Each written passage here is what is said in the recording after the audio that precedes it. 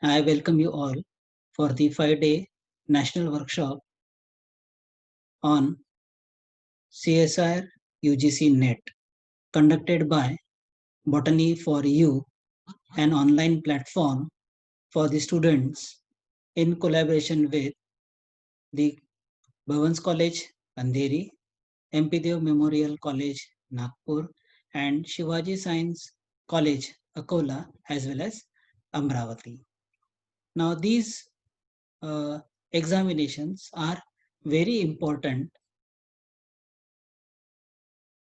for becoming a faculty member in the colleges or to become a professor in in the college or to join any of the reputed institutes of national importance anywhere in India.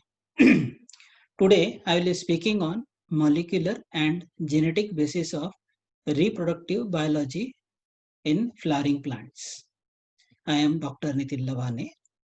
I had cleared my NET, SET, GATE, GRE, TOEFL exams and I had done my PhD as well as PDF from Hungary. I am working as an associate professor in Department of Botany, Bhavans College, Mumbai. Now we are going to study the molecular and genetic basis of reproductive biology in the plants. Now when we are talking of the molecular and genetic aspects in reproductive biology, then it is foremost important to understand what do you mean by reproductive biology and what are the major events that occurs in the life of the plant. Now some of the major events are the reproductive biology includes all those processes starting from germination of the seed till the formation of the seed again. It means that if the germination doesn't take place properly, the new plant will not be formed. If the new plant is not formed properly, the perpetuation of the species is greatly hampered. The second milestone is the successful formation of the seed leads to the normal vegetative growth. If the seed formation is good enough, the seed will germinate and the germination of the seed will lead to the normal vegetative growth. The plant will first complete the vegetative growth. Once it is mature, there is a transition from vegetative growth to the reproductive growth. We call it as floral evocation, leading to formation of inflorescence and flower. Again, this is one of the most important event in the life of the plant. Now, just formation of inflorescence is not important. What is important? The normal formation of male and female reproductive structures is also very important in angiosperms. Now, some other major events. The normal formation of male reproductive structure is just not sufficient. It includes the normal development and formation of the anthers, microsporogenesis, microgametogenesis, and pollen dispersal. If any of these events doesn't occur normally, it will lead to pollen abortions or sterility in pollens. The normal formation of female reproductive structure includes all the processes from the formation of carpel, the megasporogenesis, that is the division of megaspore mother cell into 4 haploid megaspores. Later on, megagametogenesis, that is the formation of embryo sac from the functional megaspore, either 1 megaspore, 2 megaspore, or 4 megaspores. Just not formation of these male and female reproductive structures are important, but the events leading to pollination and fertilizations are also very important. Once the pollination and fertilization occurs normally, the normal development of embryo and endosperm is also equally important. If everything has happened normally, but if fertilization doesn't take place normally, what will happen? The normal embryos and normal endosperm will not be formed. If this is not formed, what will happen? The seed will be abnormal. We call it by the name as embryo abortions or seed abortion. Thus, normal development of the embryo and endosperm will lead to the formation of seed as well as the fruit. Now, these are the major events. Now, once we have taken a note of what are the different major events that are happening in the reproductive life of a plant, right from the germination till the formation of the seed again, we come to know that how in today's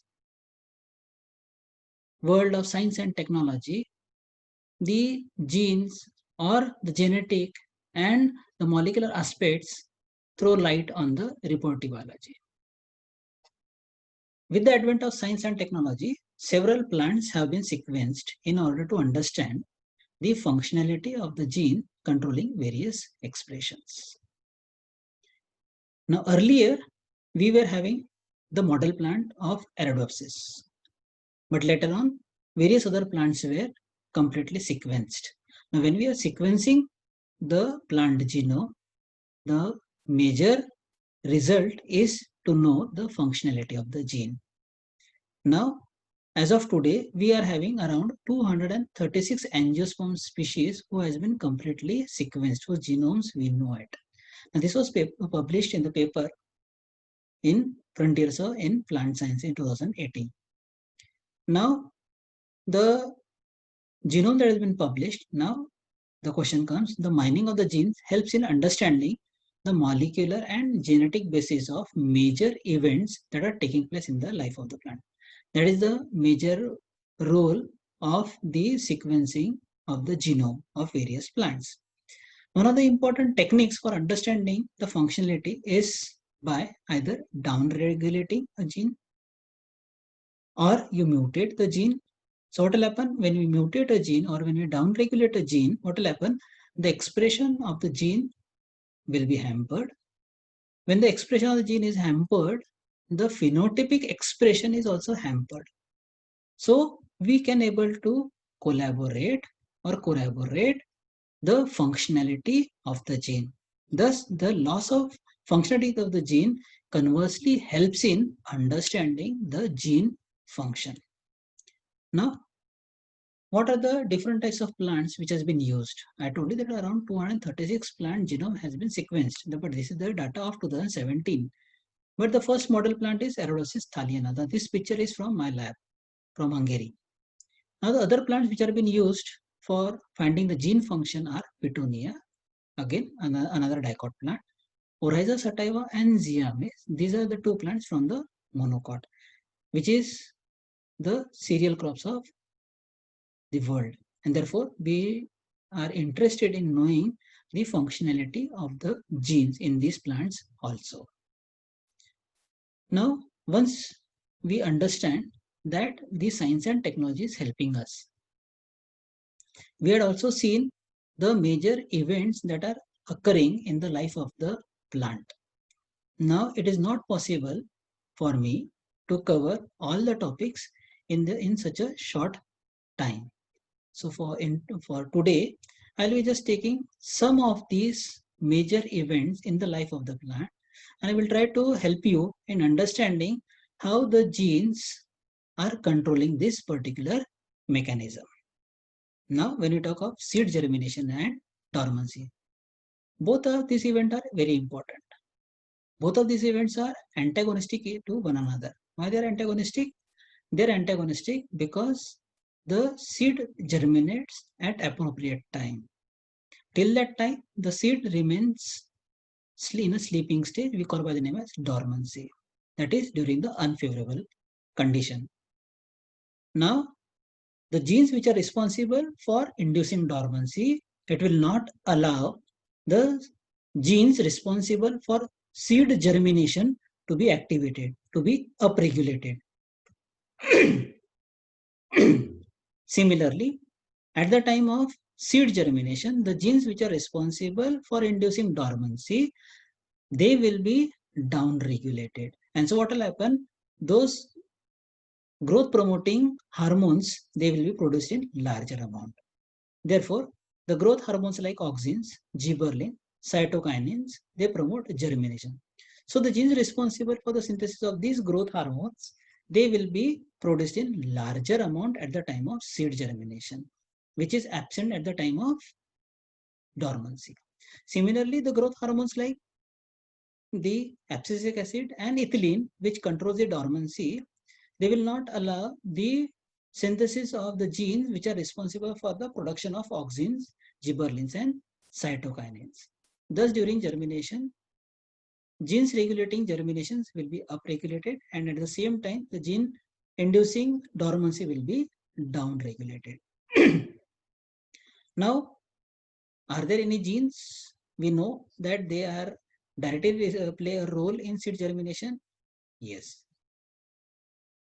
Snowy cotyledon, SCO1, Arabidopsis 2-component response regulator, that is ARR4, arginine tRNA protein transferases ATE1, which have been shown to play a role in seed germination and seedling growth in Arabidopsis thaliana. Now, these genes are the probable candidates. Now, how do we come to know that if these genes are mutated or down-regulated? What will happen?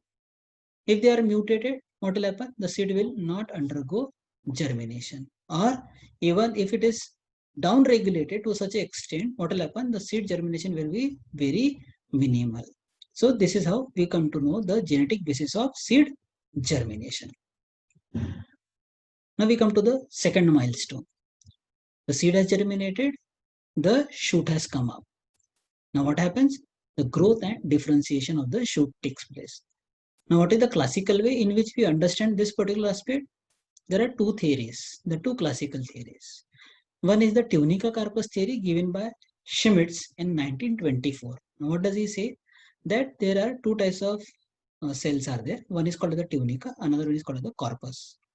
Tunica is responsible for the formation of the epidermal layers, whereas the corpus is responsible for formation of the innermost layers of the shoot. The second theory is given by Hanstein, histogen theory, which is popularly called as, in 1868. He said that there are three layers. What are these three layers? Dermatogen, periblem, and pleurome. Dermatogen is responsible for the formation of the epidermis, whereas the periblem and pleurome is responsible for the formation of innermost layers. Similarly, we'll try to see what are the genes which are responsible for the normal growth and differentiation of the shoots. As I told you, we go reverse way. We mutate the gene and we try to see the phenotype. Now, take the example. Shoot meristem less and Zweil mutant do not express the differentiated characteristics of the meristem. Now, what are differentiated characteristics? That is the tunica, corpus, or pleurome, periblem, and dermatogen. That is, these are what the differentiation of the meristems. That is the outermost layer and the innermost layer. So, if the mutation takes place in this particular gene, STM and ZW, what will happen? There will be no formation of meristem. The extracotyledon mutant affects the meristem size. So if the mutation takes place in extracotyledon gene, what will happen? The meristem size is either reduced or enhanced. What does it mean? That this particular gene is responsible for the normal formation of the meristem size. The WGO and Wuschels are found to be responsible for structural and functional integrity of shoot apical meristem. Now both these genes are very much required not only to produce a proper structure of the shoot, but also to maintain the functional integrity of the shoot apical meristem. Because the shoot apical meristem will lead to the formation of the apical meristem, that is the sham, and it will lead to the formation of the branches. Now, once the plant undergoes vegetative growth, At maturity, it will result in the formation of the flowers. We call it by the name as an floral evocation. Now, how do we understand this particular aspect? Classically, we are understanding that the flowering plant produces flower because of three factors. What are those? Photoperiodism. Now, what is photoperiodism? Importance of light and the dark period for the flowering aspect, and that is how we categorize the plant into short day plants, long day plants, and day neutral plant. Until unless the photoinductive cycle is not complete, the plant will not flower. This is the physiological understanding of the concept of photoperiodism. We also seen that some plants, along with the photoperiod, they require cold treatment. Until unless their cold treatment is not given, the plant will not undergo flowering. Therefore, some plants, they require vernalization treatment for undergoing flowering. The third concept is that the plants produces a hormone called by the name as florigen. Now, this florigen is produced at the time of flower formation, and that induces the production of the flowers. Now, this is the classical way. But recently, with the advent of science and technology, we are able to pinpoint certain genes, the genetic aspect. The embryonic flower, that is EMF gene, is responsible for the formation of maintaining the vegetative structure. Now, what does it mean? It means that the EMF gene will see to it that the vegetative growth keeps on continuing until unless the plant is not mature enough. Once the plant is matured, what will happen? The production of EMF gene will be reduced. How do we come to know? Because when the mutation takes place in EMF gene, it results into the evocation of the flowering genes, like the flower organ identity genes API1, API2, then pistillata and agamus, and other floral organ specific genes like crab's claw, sepalata 2, sepalata 3, AGL11. Now, these are the certain genes which are known to responsible for the floral organ identity. Now, leafy gene product promotes the switch of meristeme from the inflorescence to the floral path. Even if the inflorescence is produced, but normal formation of flower on the inflorescence, it is under the control of leafy gene. So, if you mutate it, it will hamper the formation of the flower. We had seen the ABC model, which explains the functionality of Apetala 1, Apetala 2, Apetala 3, pistillata, and agamus. Now, this ABC model is responsible for understanding the structure of the flower, how the various whorls of the flowers are produced, calyx, corolla, androecium, and gynoecium. It is found that all these 5 genes, they in combination or alone, they are responsible for the formation of the various parts of the flower. Now, we come to the final stage, one of the final slides. The very important stage in the life of the plant, that is the formation of the embryo. The embryo is formed once the fertilization is affected. A single cell zygote is formed. The zygote undergoes division to produce 2 cell, 4 cell, 8 cell, 16 cell, 32 cell, 64 cell. It will lead to the further formation of the globular embryo. Then it will lead to the formation of the heart-shaped embryo. It will lead to the formation of the torpedo embryo, or it will lead to the formation of a typical dicot embryo. The slide which is below, now these are the GFP protein which you are able to see in the form of a green light. Now this is my paper which has been published in the reputed journal Molecular Science. Now you can see the various stages of embryo out there. Now we'll try to see the genetic aspect of it. The study of the gene function during megasporogenesis and megagametogenesis in flowering plant possesses difficult problem concerning accessibility of the embryo sac and its constituent cell. We understand the embryo sac. Embryo sac consists of the egg apparatus, the egg and the 2 synergids, 2 polar nuclei, and the 3 antipodals. It is very difficult to isolate these particular cells. Therefore, it is very difficult to find out the functionality of the cells. But because of the mutation in certain genes, we are able to pinpoint the functionality of it. Like the bell, SYN, ANT. Now these three mutant, in these three mutant, embryo lacks development, embryo sac development is stymied, it is means shortened, either by the failure of megasporocyte to undergo meiosis. Megasporocyte means megaspore, mother cell, it will not undergo meiosis to produce the haploid megaspores. So since haploid megaspore will not be formed, what will happen?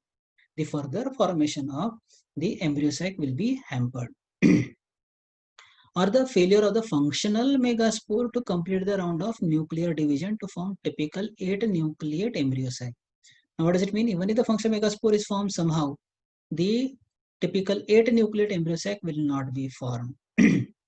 So if embryo sac is not formed, we can understand what could be the problem. The PRL gene is responsible for normal formation of embryo sac. If the mutation takes in PRL gene, what happens? The embryo sac is restricted at the 4 nucleate stage. Similarly, mutants are there like megasporogenesis defective MSD and embryo sac defective result in malfunctioning of the embryo development. Now, what does it mean? That these genes are responsible for the normal formation of the embryo. If mutation takes place in these genes, what will happen? It will result in a malformed embryo. If the embryo is malformed, what will happen? The embryo abortion will take place. The seed will not germinate at all. You might be able to see the seeds are normal from outside, but from inside, the embryos, since they are deformed, the germination of seed will not take place, and therefore, since the seed will not germinate, the perpetuation of the species, the continuation of the species on this planet Earth will be greatly hampered. Finally, I like to thank to all my teachers and mentor because of whom I am able to contribute today. Now, this is the lab from Hungary. This is my group in Hungary where I worked. And this is my professor, Professor Laszlo Savados, under whom I did my postdoctoral studies. I thank you all for patient hearing. I wishing you a bright future and success in your life. Thank you very much.